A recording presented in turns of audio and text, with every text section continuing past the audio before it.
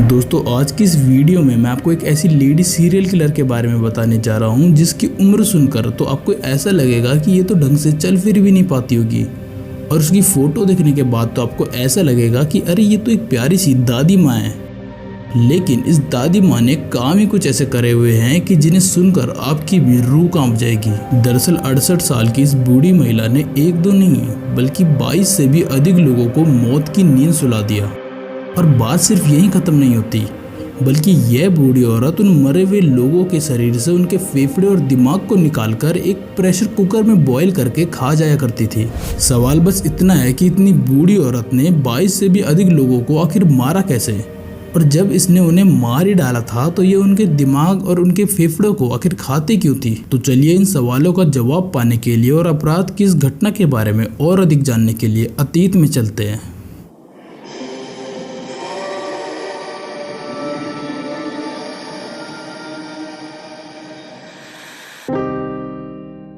यह घटना 26 जुलाई 2015 की है और शहर था रशिया का सेंट पीटर्सबर्ग। एक आम सुबह के साथ दिन की शुरुआत होती है और इसी सुबह एक कपल अपने डॉग के साथ मॉर्निंग वॉक पर निकलता है, लेकिन एक जगह उनका कुत्ता रुक जाता है और एक अलग ही दिशा में जाने की जिद करने लगता है। शुरुआत में तो उस कपल ने उस कुत्ते को रोकने की बहुत कोशिश की, लेकिन जब वह कुत्ता लगातार उसी दिशा में जाने की जिद करता रहता है तो वह कपल तंग होकर उसकी रस्सी छोड़ देता है। रस्सी छूटते ही वह कुत्ता रोड के किनारे एक झाड़ी में कूद पड़ता है और उस झाड़ी की तरफ इशारा करते हुए जोर जोर से भौंकने लगता है। अब वह कपल उस झाड़ी के पास जाकर जब उसमें से कुछ पत्तियां हटाते हैं तो उन्हें वहां पे एक प्लास्टिक का बैग दिखता है, और इस प्लास्टिक बैग को देखकर उस कपल की क्यूरियोसिटी इतनी ज्यादा बढ़ जाती है कि वह उस बैग को खोल कर देखने लगते हैं। लेकिन उस प्लास्टिक बैग को खोलकर देखते ही उस कपल के हाथ पैर फूल गए और उनके होश उड़ गए। दरअसल उस बैग में एक इंसान की कटी हुई लाश पड़ी हुई थी, जिसके शरीर में से फेफड़े, हाथ और उसका सर गायब था। यह देखते ही उस कपल ने पुलिस को तुरंत फोन किया और पुलिस ने जांच शुरू कर दी। उस लाश की ऑटोप्सी कराने के बाद पुलिस को यह पता चला कि जिस किसी की भी ये लाश है उसे मारकर नहीं बल्कि उसे जिंदा ही काटा गया था।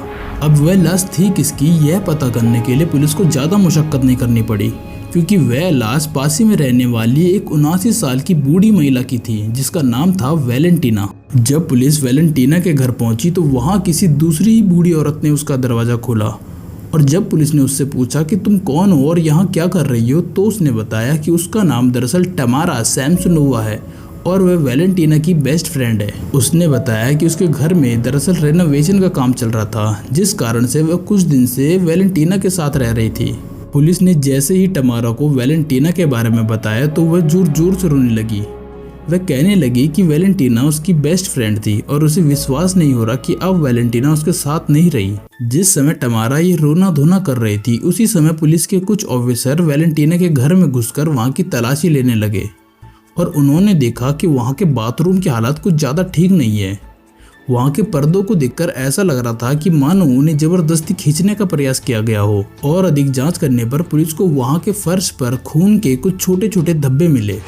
इन खून के धब्बों की जांच करने के बाद पुलिस को पता चला कि यह खून किसी और का नहीं बल्कि वैलेंटीना का ही था, और पुलिस को उस बाथरूम के फर्श से और भी इंसानी दिमाग और फेफड़ों के छोटे छोटे टुकड़े मिले।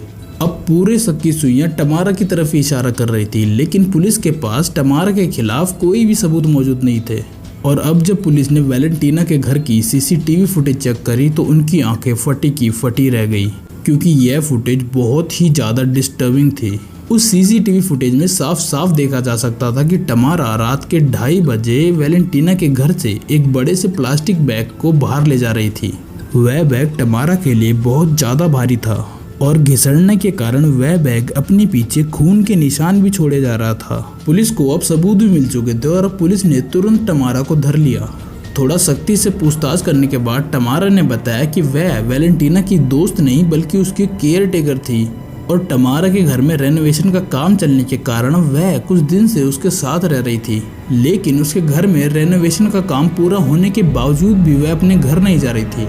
उसे वैलेंटीना का घर अब इतना पसंद आ गया था, और इसी बात को लेकर अब इन दोनों में हर छोटी छोटी बात को लेकर झगड़े होने लगे। और झगड़े कुछ छोटे मोटे नहीं थे, बल्कि एक छोटी सी बात पर ये दोनों बुढ़िया एक दूसरों की बुरी तरह कुटाई कर डालती थी। और एक दिन टमारा ने वैलेंटीना से कह ही डाला कि तुम्हारा घर वैसे भी बहुत दिन पहले ही रेनोवेट हो चुका है, तो तुम अपने घर क्यों नहीं चली जाती?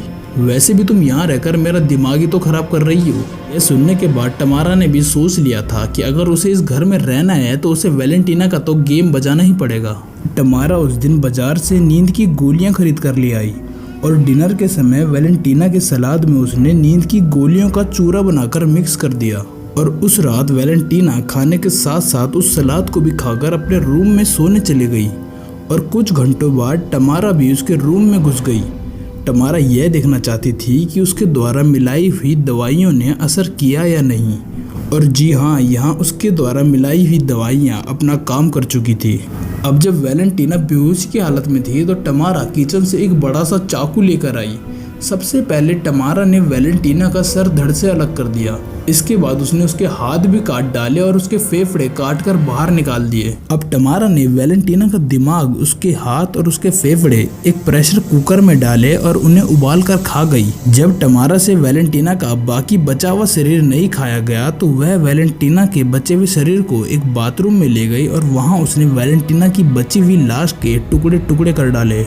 इसके बाद उसने उन्हें एक प्लास्टिक बैग में रखकर घर से कुछ ही दूर एक झाड़ियों में फेंक डाला। टमारा इतनी ज्यादा बेवकूफ थी कि यह सब करने के बाद भी वह वैलेंटीना के घर में आराम से रह रही थी। उसने यह भी नहीं सोचा कि वैलेंटीना की लाश का पता चलने के बाद पुलिस उसके घर में भी आ सकती है। अब क्या होगा अगर मैं आपको बताऊं कि यह पहली बार नहीं था जब टमारा ने किसी को मार कर उसे खाया था, बल्कि टमारा इससे पहले भी ये काम काफी बार कर चुकी थी। इसका पता पुलिस को तब चला जब उन्होंने टमारा के घर की तलाशी ली और उन्हें वहां पे एक डायरी मिली जिसमें टमारा ने अपने शिकारों के बारे में लिखा हुआ था। और टमारा ने उस डायरी में यह भी लिखा था कि इंसानी शरीर के किस हिस्से को खाने से क्या फायदा होता है और वह अब तक कौन कौन से हिस्से खा चुकी है। दरअसल कुछ सालों पहले टमारा का पति उसे छोड़कर भाग गया था, जिसके बारे में कोई जानकारी नहीं है। लेकिन टमारा जब अकेली पड़ गई तो उसने बैठे बैठे कुछ रुपए कमाने के लिए अपने घर को एक होटल में बदल दिया, जहां वो किराए पर लोगों को रूम देती थी। और ऐसे ही एक दिन एक व्लादिमीर नाम के शख्स ने टमारा का रूम किराए पे ले लिया। इसके बाद किसी बात को लेकर टमारा और व्लादिमीर के बीच में कुछ झड़प हो गई और टमारा ने वही नींद की गोली व्लादिमीर के खाने में मिलाकर बेहोशी की हालत में उसकी गर्दन काट डाली। इसके बाद टमारा ने उसका दिमाग उबाल कर खा लिया और बाकी शरीर को भी ठिकाने लगा दिया। अब पुलिस को याद आया कि उनके पास 6 सितंबर 2002 को एक केस आया था जिसमें उन्हें एक सिर कटी लाश मिली थी और वह व्यक्ति और कोई नहीं व्लादिमीर ही था। इसके बाद टमारा ने इसी तरह अपने होटल में एक एक करके कई लोगों की हत्या कर डाली और वह उनके शरीर के अलग अलग पार्ट्स को खाया करती थी। पुलिस ने टमारा द्वारा मारे गए केवल 13 लोगों के नाम डिस्क्लोज किए, क्योंकि असल में टमारा द्वारा मारे गए लोगों की संख्या इतनी ज्यादा थी कि अगर पुलिस सबके नाम बता देती तो आसपास की जनता में आक्रोश बढ़ जाता और वह टमारा को कुछ भी कर सकते थे। जब टमारा से पूछा गया कि तुमने ये सब आखिर सीखा कहाँ से, तो टमारा ने बताया कि दरअसल वो एक स्लेविक कथाओं के एक कैरेक्टर बाबा यागा से इंस्पायर्ड थी। टमारा बाबा यागा की बुक्स पढ़ा करती थी जिसमें कैनिबलिज्म के बारे में लिखा गया था और उन किताबों में टमारा ने यह भी पढ़ा था कि आपको अपने जिस हिस्से की कैपेसिटी बढ़ानी हो तो आपको अपने विक्टिम का वही हिस्सा खाना चाहिए। इस 68 साल की रियल लाइफ ग्रैनी की कहानी इतनी भयानक थी कि जिसे सुनने के बाद ही दिल दहल जाता है। खैर आज की ये वीडियो यहीं पे खत्म होती है। वीडियो अच्छी लगी तो वीडियो को लाइक करें, चैनल को सब्सक्राइब करें, मुझे सपोर्ट करें। मिलते हैं आपसे किसी ऐसी इंटरेस्टिंग वीडियो के साथ, तब तक के लिए स्टे सेफ, स्टे अवे।